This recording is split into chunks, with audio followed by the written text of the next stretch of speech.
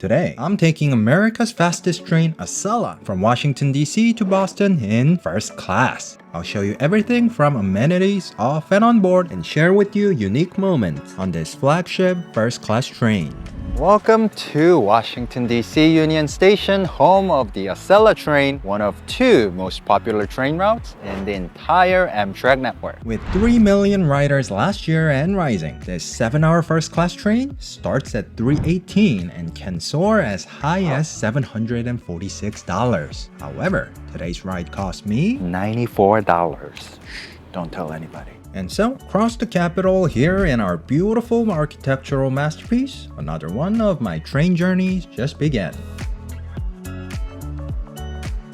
Now, I am taking the Acela's dining to a test by taking the best chicken tenders on earth on board so I can compare them side by side. From the past experience, the DC lounge was library-like atmosphere, so I don't know if I'll be able to talk much inside, but let's check it out.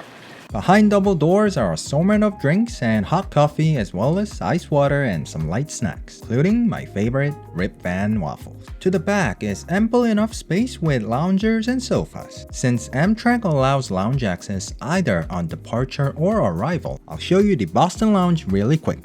In a much larger, well-decorated, beautiful space are similar furnitures with much more space, even enough to take a nap perhaps. Unlike the DC lounge, there are some windows to help you doze off while offering similar snacks. Now, let's get to my gate and start boarding. Here's a good-looking train, the Acela, and one and only first-class car. Let's check it out.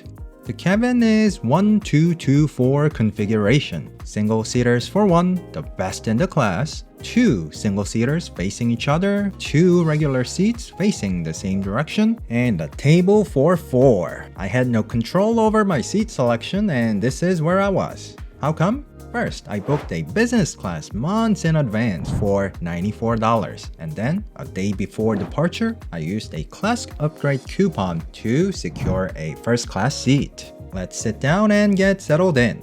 The literal second I sat down, I was given the menu. What a prompt service. I'll be noting train's on-time performance at different stations. We'll see how prompt that is. The menu featured multiple breakfast, lunch, and dinner selections. This season's highlight was the black bean enchilada, along with unlimited liquor, cocktails, hot and cold drinks, and beer. I'm on the impression that if you're traveling the full distance, you are given 2 meals, once shortly after departure and a little past New York. We'll see if that's the case. Shall we start the tour? The first and most recognizable was this huge sofa-sized armrest in the center. Other side has a regular armrest with a recline button. Now, these tables are placed back to back, so although very spacious, the recline was minimal.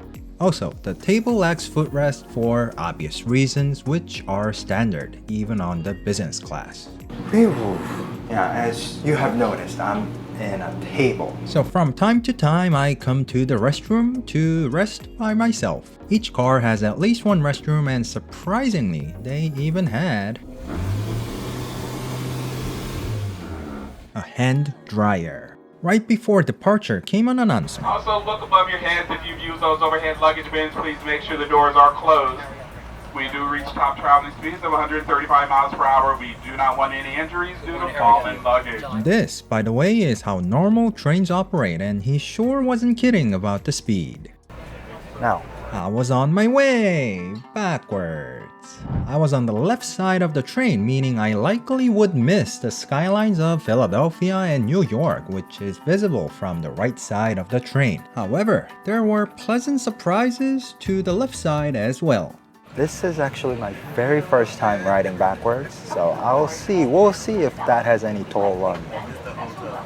Yeah, I already feel dizzy. It's probably because I'm on an empty stomach. Immediately after departure, we were offered rounds of drinks, which come in this fancy Acela cup. You know, first class stuff, I guess. Just 32 minutes into the ride, I was at Baltimore. Normally a 1-hour drive with no traffic. Let's talk about time. Slowest one from Washington, D.C. to Boston was about 7 hours and 15 minutes. The fastest one was 6 hours and 41 minutes. There are, I believe, 14 stops for a Acela train. Of course, not every train makes every stop, so that's where the difference comes. Mine's supposed to take 7 hours and 1 minute. So departing 10:56, 11, 12, 1, 2, 3, 5:57, right? 5:57. We'll see. Let's get ready. Raising Cane's. They have gone cold. Toastmate is amazing. As far as traveling backward, it's okay, manageable. I think it was just that first minute or two. I think I'm used to it now. Jerk chicken on the left and cheese platter on the right. Thank you, gentlemen, for letting me take a picture. And now, here's my black bean enchiladas with soft, flaky croissant and a key lime pie in a jar. Visually speaking, these look like a proper meal, looking much better than that of Viewliners. It's hot. Slight kick. Definitely better than microwave food you get from the Viewliners. But is it better than Raising Cane's chicken fingers? I had to use fork and knife since I was in the first class. I don't know how they make their batter, but it's just so good. I will say, I would prefer the hot enchilada over the cold Raising Cane chicken tender. Now, even with the sauce, I'd still prefer the hot enchilada over the cold Raising Cane chicken tenders. Well done, Acela. Well done. Now, key lime pie. Come on. In a jar. Cheesecake, please. I was now enjoying the scenery with a full stomach. Then I noticed something out the window. Hello there, American Airlines. It's been an hour and a half since departure, meaning a flight to Boston would be getting ready to land by now. However, had I flown, I would have missed the Amtrak corporate office where the new Acela trains were sitting. A whole fleet of them. And luckily, I got to take a better look because I was facing back on the left side of the train. Nice. What's going on? It was Bryson's second day on the job, but he was already a professional. Sit back and enjoy the ride, ladies and gentlemen. And I did. Another hour later, train was departing Newark Penn Station, currently running just 3 minutes late.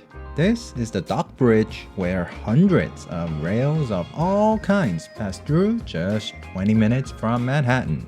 And this is when passengers were offered hot towels. Yes.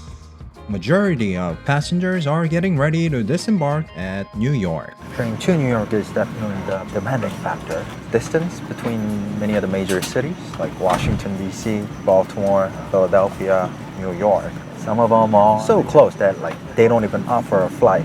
Going past New York is where it becomes maybe a little inefficient. Now, I'm gonna stay on the train because we're not on long distance rails.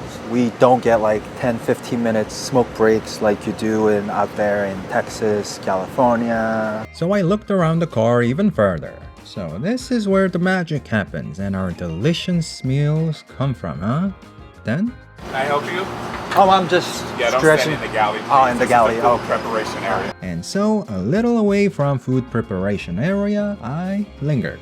Look closely, I'll also ride the business class later on, and the difference was shocking, in a way. Just as many people got on and train filled up. Soon, we moved out of the tunnel away from Manhattan. Now, unlike the Maple Leaf train that goes all the way to Toronto, Canada, which rides along the beautiful Hudson River, this northbound train to Boston takes a different track, allowing you to witness some of the beautiful skylines of Manhattan in the distance.